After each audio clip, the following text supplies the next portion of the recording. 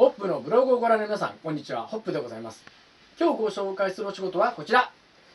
ゴルフバッグの頭の部分ですね。何を直したかというと、ファスナーがですね、このようにレールが結構ダメになっちゃうんですね、ゴルフバッグって。それを変えました。もともと外国製なんですけど、5番の太さのものだったんですけど、8番、もっと丈夫なものに変えました。でその際に、これはちょっとブランドなので、こういうブランドなので、ここにブランドのロゴが入った持ち手、ここはスライダー変えましたけど、残しましたので、こんな感じで終了しました。ということで、ゴルフバッグの修理をしたホップでした。またね、アフィーダーゼンバイビー。